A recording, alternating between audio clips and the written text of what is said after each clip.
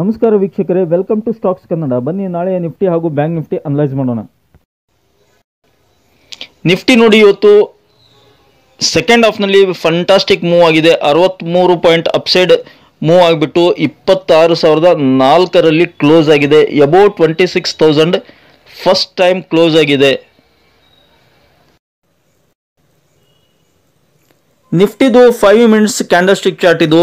Nifty ನೋಡಿ 25,899ರಲ್ಲಿ market open ಆಯಿತು. ಅಲ್ಲಿಂದ ಅಪ್ಸೈಡ್ ಮೂವ್ ಆಯಿತು. ನೋಡಿ, ಇಲ್ಲಿ ರೆಸಿಸ್ಟೆನ್ಸ್ ಲೈನ್ ಇದೆ.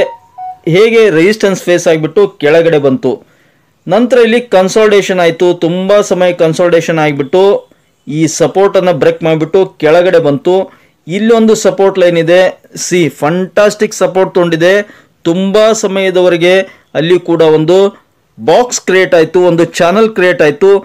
ಯಾವಾಗ ಇದನ್ನು ಬ್ರೇಕ್ ಆಯಿತು, ನಾವು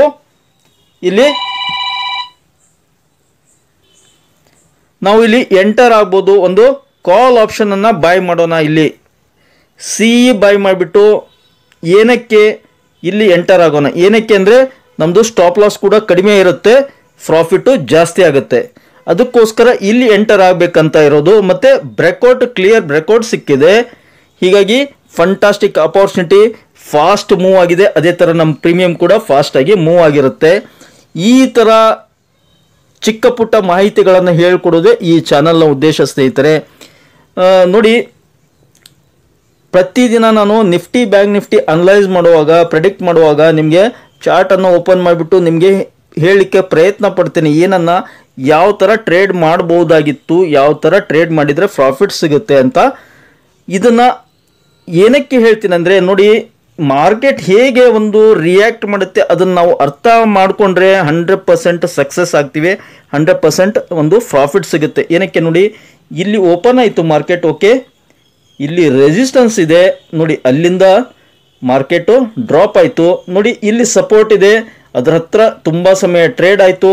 ನೋಡಿ, ಈ ಸಪೋರ್ಟನ್ನು ಬ್ರೇಕ್ ಮಾಡಿದ ನಂತರ ಮತ್ತೆ ಕೆಳಗಡೆ ಒಂದು ಸಪೋರ್ಟ್ ಇದೆ. ಆ ಸಪೋರ್ಟಿಗೆ ಸಪೋರ್ಟ್ ತಂತು. ಮತ್ತೆ ತುಂಬ ಸಮಯ ಟೈಮ್ ಸ್ಪೆಂಡ್ ಮಾಡ್ತು. ನೋಡಿ, ಯಾವಾಗ ಬ್ರೇಕ್ ಆಯಿತು ಇಲ್ಲಿ ಸ್ಟಾಪ್ ಲಾಸ್ ಇಡ್ಬೋದು ತಾನೆ.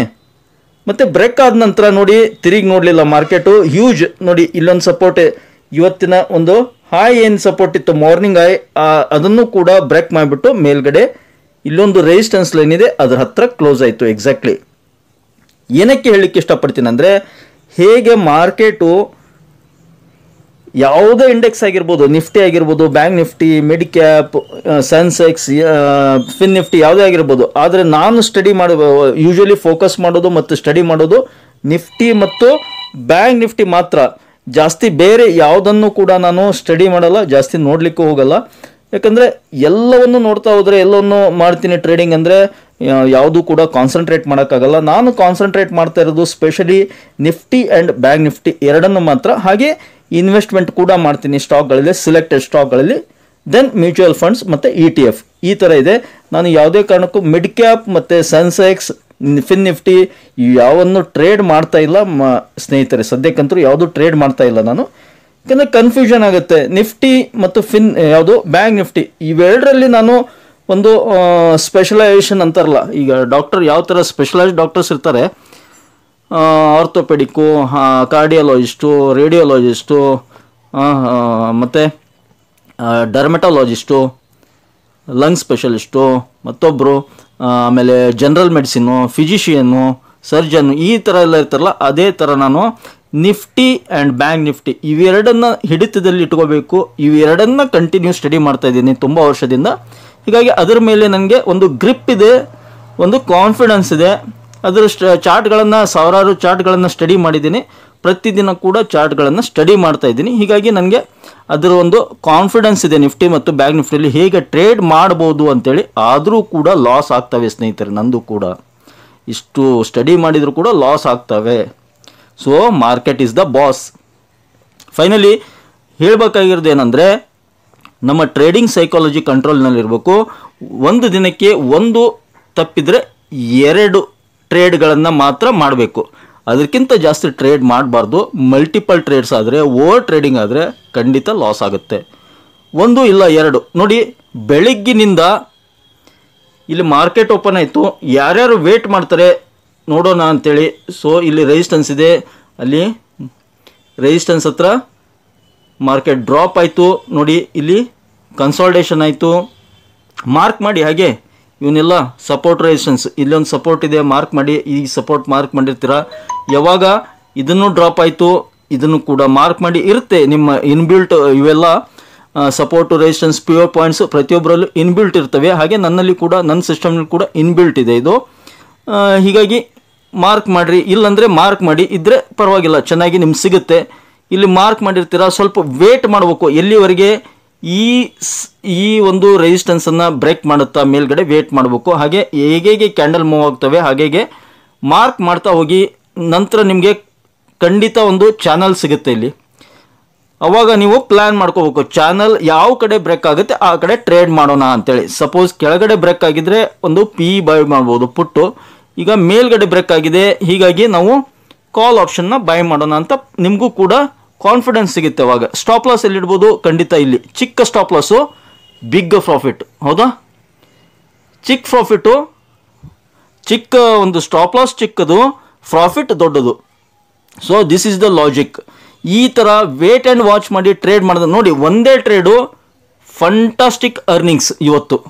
ಓನ್ಲಿ ಒನ್ ಟ್ರೇಡ್, ಇಲ್ಲಿ ಎಂಟರ್ ಆಗ್ತೀವಿ, ಇಲ್ಲಿ ಎಕ್ಸಿಟ್ ಆಗ್ತೀವಿ.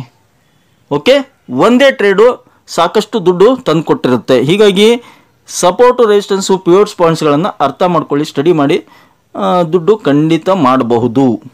ಹೀಗಾಗಿ ನಾನು ಪ್ರತಿದಿನ ಚಾರ್ಟ್ಗಳನ್ನು, ನಿಫ್ಟಿ ಮತ್ತು ಬ್ಯಾಂಕ್ ನಿಫ್ಟಿ ಚಾರ್ಟ್ಗಳನ್ನು ಪ್ರತಿದಿನ ಸ್ಟಡಿ ಮಾಡೋದು ಇದಕ್ಕೋಸ್ಕರನೇ. ಸೊ ನೆಕ್ಸ್ಟ್ ಡೇ ನಮಗೇನಾಗುತ್ತೆ, ಗ್ರಿಪ್ ಸಿಗುತ್ತೆ, ಒಂದು ಕಾನ್ಫಿಡೆನ್ಸ್ ಸಿಗುತ್ತೆ. ಸಪೋರ್ಟ್ ರೆಸಿಸ್ಟೆನ್ಸ್ ಬಂದಾಗ ಅಲರ್ಟ್ ಆಗ್ತೀವಿ, ಬ್ಲೈಂಡ್ ಆಗಿ ಟ್ರೇಡ್ ಮಾಡೋದನ್ನು ಕಡಿಮೆ ಮಾಡ್ತೀವಿ. ರೆಡ್ ಕಂಡಾಗ ಪುಟ್ ಬೈ ಮಾಡೋದು, ಗ್ರೀನ್ ಕಂಡಾಗ ಕಾಲ್ ಬೈ ಮಾಡೋದು, ಇವನ್ನೆಲ್ಲ ಅವಾಯ್ಡ್ ಮಾಡ್ತೀವಿ. ಕಾನ್ಫಿಡೆಂಟ್ ಆಗಿ ಟ್ರೇಡ್ ಮಾಡಲಿಕ್ಕೆ ಅನುಕೂಲ ಆಗುತ್ತೆ. ತುಂಬ ಜನ ಕೇಳ್ತಾ ಇದ್ದಾರೆ ಲೈವ್ ಬನ್ನಿ ಅಂತೇಳಿ. ಅಫ್ಕೋರ್ಸ್ ಲೈವ್ ಬರೋಣ, ಸ್ವಲ್ಪ ಟೈಮ್ ಕಾಲಾವಕಾಶ ಬೇಕು ಅದಕ್ಕೂ ಕೂಡ. ಮತ್ತು ಹಾಗೆ ಆಲ್ರೆಡಿ ಮಾರ್ಕೆಟ್ ಮುಗಿದ ನಂತರ ಚಾರ್ಟ್ ಅನಲೈಸ್ ಮಾಡ್ತಿರಲ್ಲ, ನೆಕ್ಸ್ಟ್ ಡೇದು ಹೇಳ್ಬೋದು ಅಡ್ವಾನ್ಸು ಅಂತ ಕೇಳ್ತಾ ಇದ್ದಾರೆ. ಅಫ್ಕೋರ್ಸ್ ಅಡ್ವಾನ್ಸ್ ಹೇಳ್ತಾನೆ ಇದ್ದೀನಿ ನಾನು. ಅದಕ್ಕೆ ಟುಮಾರೋಸ್ ಮಾರ್ಕೆಟ್ ಪ್ರೆಡಿಕ್ಷನ್ ಅಂತ ವಿಡಿಯೋ ಮಾಡ್ತಾ ಇರೋದು, ನಾಳೆ ನಿಫ್ಟಿ ಮತ್ತು ಬ್ಯಾಂಕ್ ನಿಫ್ಟಿ ಅಂತ ವಿಡಿಯೋ ಮಾಡ್ತಾ ಇರೋದು ಪ್ರತಿದಿನ. ಆಲ್ಮೋಸ್ಟ್ ಅಲ್ಲಿ ನಂಗೆ ತಿಳ್ಮಟ್ಟಿಗೆ ನಾನು ಪ್ರೆಡಿಕ್ಟ್ ಮಾಡ್ತಾ ಇರೋದು ನಿಫ್ಟಿ ಮತ್ತು ಬ್ಯಾಂಕ್ ನಿಫ್ಟಿ ಬಗ್ಗೆ ಏನೇನು ಪ್ರೆಡಿಕ್ಟ್ ಮಾಡ್ತಾ ಇದ್ದೀನಿ 90% ಅಕ್ಯುರೇಸಿ ಸಿಗ್ತಾ ಇದೆ ಅಂದ್ಕೊಂಡಿದ್ದೀನಿ. ವರ್ಕೌಟ್ ಆಗ್ತಾ ಇದೆ ನಂಗೆ ತಿಳ್ಮಟ್ಟಿಗೆ. ವಾರದ 5 ದಿನದಲ್ಲಿ 4 ದಿನ ಖಂಡಿತ ನಮ್ಮ ಪ್ರೆಡಿಕ್ಷನ್ ನಮ್ಮ ಪರವಾಗಿ ಬರ್ತಾ ಇದೆ. ಅದನ್ನು ಕೂಡ ಕಮೆಂಟ್ ಬಾಕ್ಸ್ನಲ್ಲಿ ತಿಳಿಸಿ ನಿಮಗೆ ಪ್ರೆಡಿಕ್ಷನ್ ಹೇಗೆ ಅನಿಸುತ್ತೆ ನಂದು ಅಂತೇಳಿ. ಹೀಗಾಗಿ ನಾವು past is the future of present ಅಂತ ನನ್ನ ನಂಬಿಕೆ. ನಾವು ಹಿಂದಿನದನ್ನು ತಪ್ಪುಗಳನ್ನು ತಿದ್ದುತ್ತಾ ಹೋದರೆ ಮುಂದೆ ತಪ್ಪು ಮಾಡಲಾರ್ದಾಗೆ ಟ್ರೇಡಿಂಗ್ ಮಾಡ್ಬೋದು. ಪ್ರತಿದಿನ ಅದೇ ತಪ್ಪು ಮಾಡ್ತಾ ಹೋದರೆ ಟ್ರೇಡಿಂಗ್ ಮಾಡೋದು ಕಷ್ಟ ಸ್ನೇಹಿತರೆ, ಲಾಭ ಗಳಿಸೋದು ಕಷ್ಟ, ಲಾಸ್ನಲ್ಲಿ ಕನ್ವರ್ಟ್ ಆಗ್ತವೆ. ಹೀಗಾಗಿ ಚಾರ್ಟ್ಗಳನ್ನು ಸ್ಟಡಿ ಮಾಡೋದು ನಾನು. ಇವತ್ತು ಮುಗಿದ ನಂತರ ಮಾರ್ಕೆಟು ಇವತ್ತಿನ ಕಂಪ್ಲೀಟ್ ಚಾರ್ಟ್ಗಳನ್ನು ಸ್ಟಡಿ ಮಾಡ್ತೀನಿ. ಯಾವುದು ನಿಫ್ಟಿ ಮತ್ತು ಬ್ಯಾಂಕ್ ನಿಫ್ಟಿ ಮಾತ್ರ, ಬೇರೆ ಯಾವುದೂ ನೋಡಲ್ಲ. ಹಾಗೆ ಅಮೆರಿಕನ್ ಮಾರ್ಕೆಟ್ ಚಾರ್ಟ್ ನೋಡ್ತೀನಿ, ಡೌ ಜೋನ್ಸ್ದು.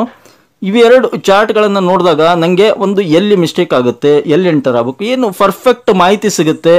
ಆವಾಗ ನೆಕ್ಸ್ಟ್ ಡೇಗೆ ಪ್ಲ್ಯಾನಿಂಗ್ ಚೆನ್ನಾಗಿ ಒಂದು ಮಾಡಲಿಕ್ಕೆ, ಚೆನ್ನಾಗಿ ಪ್ಲ್ಯಾನ್ ಮಾಡಲಿಕ್ಕೆ, ಆ ಪ್ಲ್ಯಾನನ್ನು ಎಕ್ಸಿಕ್ಯೂಟ್ ಮಾಡಲಿಕ್ಕೆ ಅನುಕೂಲ ಆಗುತ್ತೆ. ಅದನ್ನೇ ನಿಮಗೂ ಕೂಡ ನಾನು ಏನು ಮಾಡ್ತಾ ಇದ್ದೀನಿ ಅದನ್ನೇ ನಿಮಗೂ ಕೂಡ ತಿಳಿಸ್ಲಿಕ್ಕೆ ಪ್ರಯತ್ನ ಮಾಡ್ತಾ ಇದ್ದೇನೆ. ಸೊ ಡೈಲಿ ಚಾರ್ಟ್ ನೋಡೋಣ.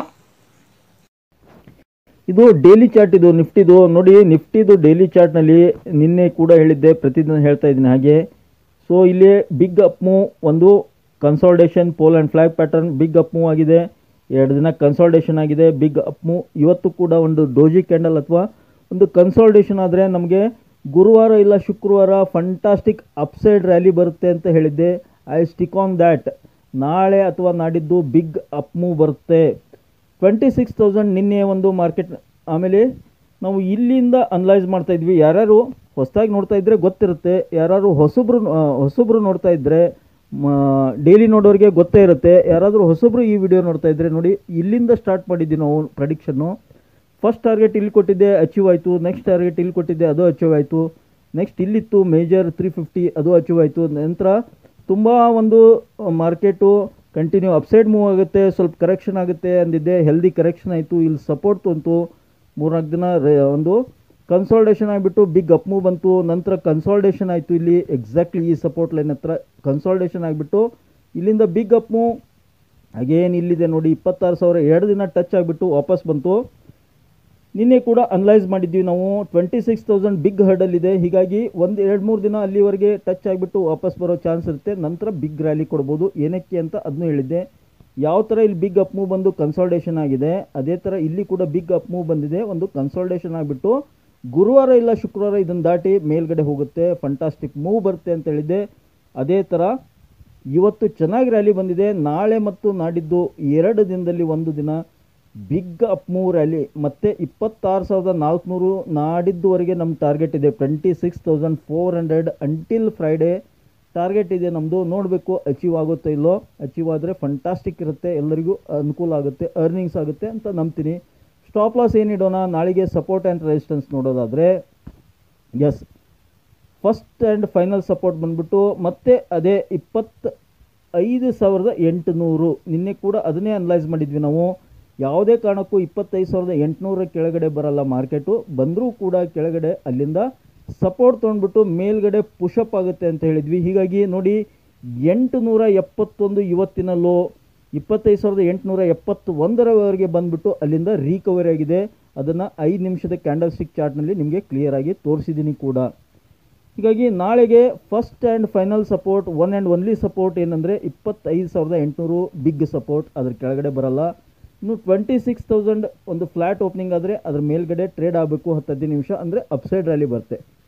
ಇನ್ನು ಫಸ್ಟ್ ಟಾರ್ಗೆಟ್ ಏನಪ್ಪ 26,200 ಎಸ್ ಬಿಗ್ ಟಾರ್ಗೆಟ್ ಕೊಡ್ತಾ ಇದ್ದೇನೆ. ನಂತರ 26,400 ಇವೆರಡು ಟಾರ್ಗೆಟನ್ನು ನಾಳೆಗೆ ಮತ್ತು ನಾಡಿದ್ದು ಕನ್ಸಿಡರ್ ಮಾಡೋದು. ನಾಳೆ ನಿಫ್ಟಿದು ಎಕ್ಸ್ಪೈರಿ ಡೇ ಇರೋದ್ರಿಂದ ಸ್ವಲ್ಪ ಅಪ್ಸೈಡ್ ಜಾಸ್ತಿ ಮೂವ್ ಬರೋದು ಕಠಿಣ, ಬಂದರೂ ಕೂಡ ಅಲ್ಲಿಂದ ಪ್ರಾಫಿಟ್ ಬುಕ್ಕಿಂಗ್ ಆಗ್ಬೋದು. ಇವತ್ತು 26,000ದಲ್ಲಿ ಯಾರ್ಯಾರು ಕಾಲ್ ರೈಟರ್ಸ್ ಇದ್ದರು ಎಲ್ಲರೂ ಟ್ರ್ಯಾಪ್ ಆಗಿದ್ದಾರೆ ಸ್ನೇಹಿತರೆ. ಕಾಲ್ ರೈಟರ್ಸ್ ಯಾರ್ಯಾರಿದ್ದರು ಎಲ್ಲರೂ ಟ್ರ್ಯಾಪ್ ಆಗಿದ್ದಾರೆ. ತುಂಬ ಜನ ಕಾಲ್ ರೈಟರ್ಸ್ ಇದ್ದರು, ಎಲ್ಲರೂ ಟ್ರ್ಯಾಪ್ ಆಗಿದ್ದಾರೆ. ಹೀಗಾಗಿ ಲಾಸ್ ಆಗಿರುತ್ತೆ ಅವ್ರಿಗೆ. ನಾಳೆ ಈಸಿ ಆಗುತ್ತೆ. 26,000ದಲ್ಲಿ ಇವತ್ತು ಪುಟ್ ರೈಟರ್ಸ್ ಎಂಟ್ರಿ ಆಗಿದ್ದಾರೆ. ಫ್ರೆಶ್ ಆಗಿ ಪುಟ್ ರೈಟಿಂಗ್ ಜಾಸ್ತಿ ಆಗಿದೆ. ಹೀಗಾಗಿ ಮೇಜರ್ ಸಪೋರ್ಟ್ ಆಗಿದೆ 26,000. ನಾಳೆ ಒಂದು ಗ್ಯಾಪ್ ಅಪ್ ಸಿಗ್ಬೋದು, ಮೈಲ್ಡ್ ಅನಿಸ್ತಾ ಇದೆ. ಯಾಕೆಂದರೆ at the end of the day market ಇನ್ನೇನು ಮುಗಿಬೇಕು ಅನ್ನೋ ಟೈಮ್ನಲ್ಲಿ 2 ಗಂಟೆ ಸುಮಾರು ಬಿಗ್ ರ್ಯಾಲಿ ಬರ್ತಾ ಹೋಯಿತು. ಅದನ್ನು ಯಾಕೆ ಆ ಥರ ಒಂದು ಅಪ್ಸೈಡ್ ಕಂಟಿನ್ಯೂ ರ್ಯಾಲಿ ಬಂತು? There must be something. ಅಂದರೆ ದೊಡ್ಡ ದೊಡ್ಡ ಒಂದು ಹೆಡ್ಜ್ ಫಂಡ್ಸ್ ಆಗಿರ್ಬೋದು, ಮ್ಯೂಚುವಲ್ ಫಂಡ್ಸ್ನವ್ರಾಗಿರ್ಬೋದು, ಅಥವಾ FIs ಆಗಿರ್ಬೋದು ಎಂಟರ್ ಆಗಿರಬಹುದು. ಅದಕ್ಕೆ ಒಂದು ಪುಷಪ್ ರ್ಯಾಲಿ ಬಂದಿರುತ್ತೆ. ಅವರು ಮಾರ್ಕೆಟನ್ನು ಅಪ್ಸೈಡ್ ತೊಗೊಂಡು ಹೋಗಿರ್ತಾರೆ. ಹೀಗಾಗಿ ನಾಳೆ ಒಂದು ಗ್ಯಾಪ್ ಅಪ್ ಸಿಗ್ಬೋದು. ಎಷ್ಟು ಗ್ಯಾಪ್ ಅಪ್ ಸಿಗ್ಬೋದು? ಒಂದು 50ರಿಂದ 100 ಪಾಯಿಂಟ್ ಒಳಗಡೆ ಗ್ಯಾಪ್ ಅಪ್ ಸಿಗ್ಬೋದು. 26,050 ಅಥವಾ 26,100ವರೆಗೆ ಗ್ಯಾಪ್ ಅಪ್ ಸಿಗ್ಬೋದು. ನಂತರ ಅಲ್ಲಿ ಒಂದು 10-15 ನಿಮಿಷ sustain ಆಯ್ತಂದರೆ 26,200 second target.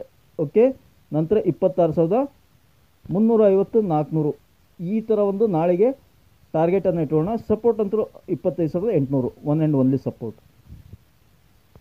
Weekly chart ನೋಡೋಣ ಹೇಗೆ ಕ್ರಿಯೇಟ್ ಆಗಿದೆ ವೀಕ್ಲಿ ಚಾರ್ಟು. ಎಸ್ ನೋಡಿ, ಯಾವಾಗ ಇದು ಒಂದು ಅಸೆಂಡಿಂಗ್ ಟ್ರಯಾಂಗಲ್ ಪ್ಯಾಟರ್ನ್ ಫಾರ್ಮ್ ಆಗಿತ್ತು ನೋಡಿ. Upside move 3 days 4 days 3 days okay 3 weeks ಸಾರಿ ವೀಕ್ಲಿ ಕ್ಯಾಂಡಲ್ಸ್ ಆಗಿದೆ 3 weeks. ಇದು ಇಲ್ಲಿ ಒಂದು ಅಸೆಂಡಿಂಗ್ ಟ್ರಯಾಂಗಲ್ ಪ್ಯಾಟರ್ನ್ ಫಾರ್ಮ್ ಆಯಿತು. ಅವಾಗ ಹೇಳಿದ್ದೆ ನಾನು next week 100% big up move ಬರುತ್ತೆ ಅಂತೇಳಿ.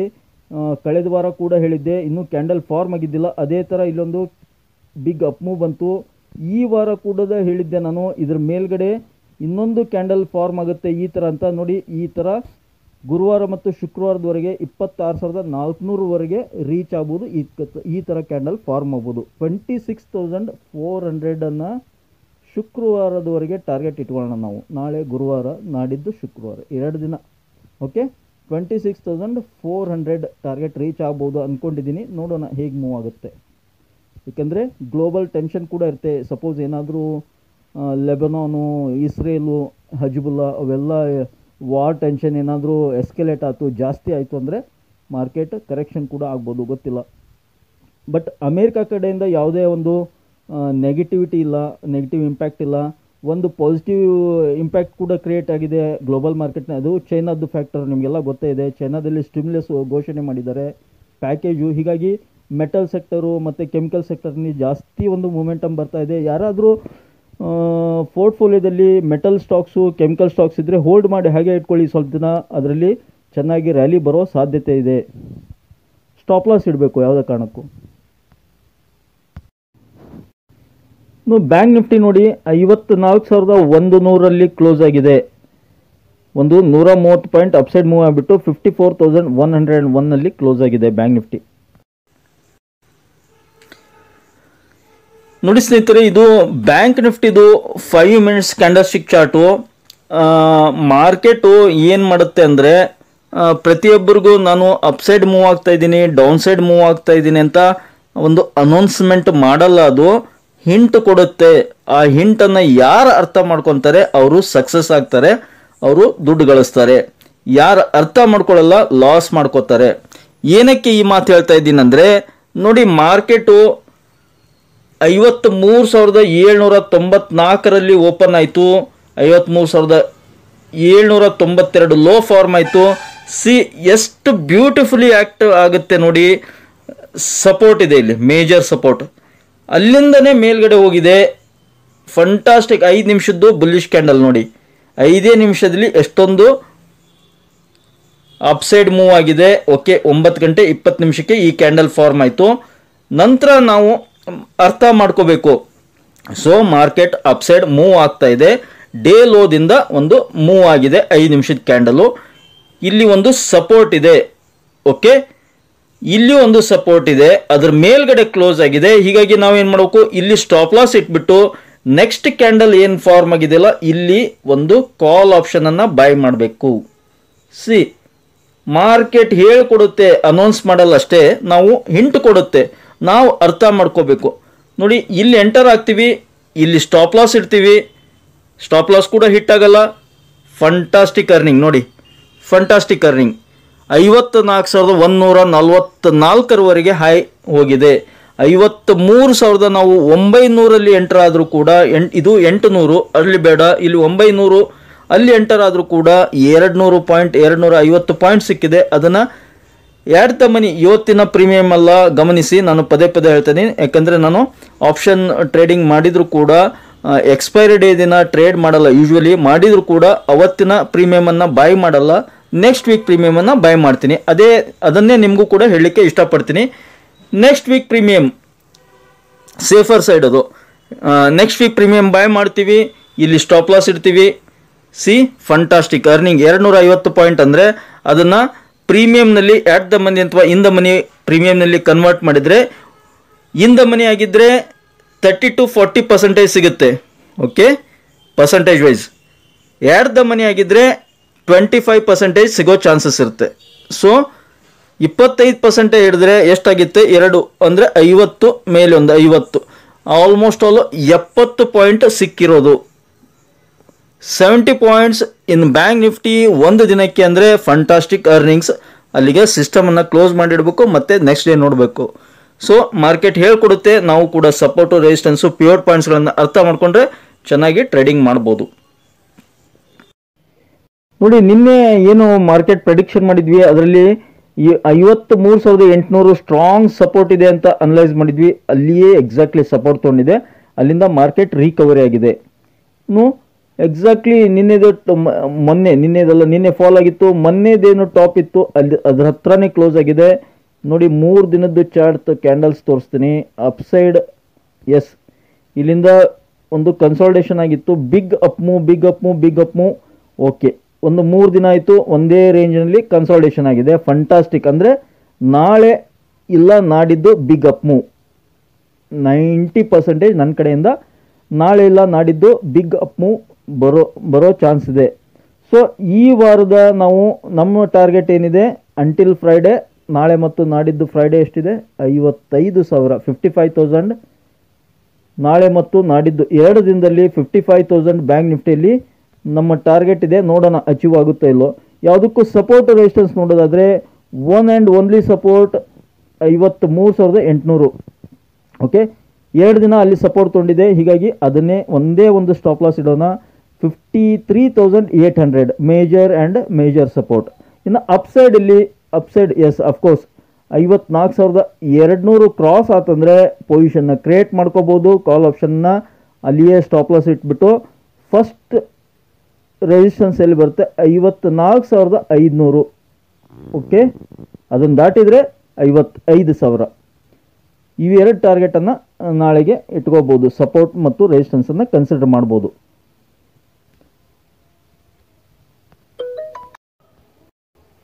ಇನ್ನು ಅಮೇರಿಕನ್ ಮಾರ್ಕೆಟ್ ನೋಡಿ, ಡೌ ಜೋನ್ಸು 150 ಪಾಯಿಂಟ್ ಫಾಲ್ ಆಗಿದೆ.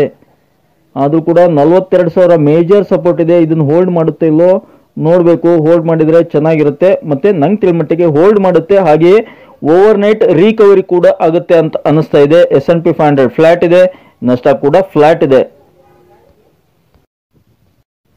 FIs ನೋಡಿ, FIs 973 ಕೋಟಿ ನೆಟ್ ಕ್ಯಾಶ್ ಸೆಲ್ ಮಾಡಿದ್ದಾರೆ. ನಿನ್ನೆ ಹೆವಿ ಕ್ವಾಂಟಿಟಿ ಸೆಲ್ ಮಾಡಿದ್ರು, ಆದರೂ ಕೂಡ ಸೆಕೆಂಡ್ ಹಾಫ್ನಲ್ಲಿ ಮಾರ್ಕೆಟ್ ರಿಕವರಿ ಆಯಿತು. ಇವತ್ತು 973 ಕೋಟಿ ನೆಟ್ ಕ್ಯಾಶ್ ಸೆಲ್ ಮಾಡಿದ್ದಾರೆ. ಹಾಗೆ DIs ಏನು ಮಾಡಿರ್ತಾರೆ, ನ್ಯಾಚುರಲಿ ಬೈ ಮಾಡಿರ್ತಾರೆ. ನಿಮಗೆಲ್ಲ ಗೊತ್ತೇ ಇದೆ FIs DIs ಇಬ್ಬರು ಅಗೇನ್ಸ್ಟ್ ಅಂತೇಳಿ. ನೋಡಿ, DIs 1,718 ಕೋಟಿ ನೆಟ್ ಕ್ಯಾಶನ್ನು ಬೈ ಮಾಡಿದ್ದಾರೆ. ನೋಡಿ, SGX ನಿಫ್ಟಿ ಅಥವಾ ಗಿಫ್ಟ್ ನಿಫ್ಟಿ ನೋಡಿ 79 ಪಾಯಿಂಟ್ ಪಾಸಿಟಿವ್ನಲ್ಲಿದೆ. ಸೊ ನಮ್ಮ ಒಂದು Nifty, bank Nifty chart reading, ಆಮೇಲೆ ನಾಳೆ ಪ್ರೆಡಿಕ್ಷನ್ನು, ಅನಲೈಸು, ಹಾಗೆ American market, FI DI data ಮತ್ತು SGX ನಿಫ್ಟಿ, ಗಿಫ್ಟ್ ನಿಫ್ಟಿ ಇವನ್ನೆಲ್ಲ ನೋಡಿಬಿಟ್ಟು ನಾಳೆಯ ಮಾರ್ಕೆಟ್ ಪ್ರೆಡಿಕ್ಟ್ ಮಾಡೋದಾದರೆ 100%, 100% ಬೇಡ, 90% ಒಂದು ಗ್ಯಾಪ್ ಅಪ್ ಓಪನಿಂಗ್, ಹಾಗೆ ಅದು ಸಸ್ಟೇನ್ ಆತಂದರೆ ನಮ್ಮ ಟಾರ್ಗೆಟ್ ಏನಿವೆ ನಿಫ್ಟಿಯಲ್ಲಿ 26,400 ನಾಳೆ ಮತ್ತು ನಾಡಿದ್ದು 2 ದಿನದವರೆಗಿದೆ. ಹಾಗೆ ಬ್ಯಾಂಕ್ ನಿಫ್ಟಿ 55,000 ಇದೆ. ನೋಡೋಣ ಹೇಗೆ ಟಾರ್ಗೆಟ್ ರೀಚ್ ಆಗುತ್ತೋ ಇಲ್ವೋ, ಹೇಗಾಗುತ್ತೋ. ಯಾವುದಕ್ಕೂ ಸಪೋರ್ಟು, ರೆಸಿಸ್ಟೆನ್ಸು, ಪಿವೋಟ್ ಪಾಯಿಂಟ್ಗಳನ್ನು ನೋಡ್ಕೊಂಡ್ಬಿಟ್ಟು ಟ್ರೇಡ್ ಮಾಡಿ. ನಾನು ಯಾರಿಗೂ ಕೂಡ ಟ್ರೇಡ್ ಮಾಡಿ ಅಂತ ಹೇಳ್ತಾ ಇಲ್ಲ, ಪ್ರಚೋದನೆ ಕೂಡ ಕೊಡ್ತಾ ಇಲ್ಲ. ನಾನು ಸೆಬಿ ರಿಜಿಸ್ಟರ್ ಅಡ್ವೈಸರ್ ಅಲ್ಲದೆ ಇರೋ ಕಾರಣ ಕೇವಲ ಇನ್ಫಾರ್ಮೇಷನ್ ನೀಡ್ತಾ ಇದ್ದೇನೆ, ಮಾಹಿತಿಗಳನ್ನು ನಿಮಗೆ ನೀಡ್ತಾ ಇದ್ದೇನೆ. ನೀವು ಟ್ರೇಡ್ ಮಾಡಬೇಕಂದ್ರೆ ದಯವಿಟ್ಟು ನಿಮ್ಮ ಒಂದು ಫಿನಾನ್ಷಿಯಲ್ ಅಡ್ವೈಸರ ಸಲಹೆ ಕೇಳಿಬಿಟ್ಟು ಮುಂದುವರಿಯಿರಿ. ಈ ಒಂದು ಮಾಹಿತಿ ನಿಮ್ಗೆ ಇಷ್ಟ ಆಗಿದೆ ಅಂದ್ಕೊಂಡಿದ್ದೀನಿ. ಇಷ್ಟ ಇದ್ದರೆ ಮತ್ತೆ ನಾಗ್ತಡ ಬೇಗ ಚಾನಲ್ಗೆ ಸಬ್ಸ್ಕ್ರೈಬ್ ಮಾಡಿ. ಹಾಗೆ ಕಮೆಂಟ್ ಬಾಕ್ಸ್ನಲ್ಲಿ ಕಮೆಂಟನ್ನು ಡ್ರಾಪ್ ಮಾಡ್ತಾ don't forget to hit the like button. Thank you friends, thank you all.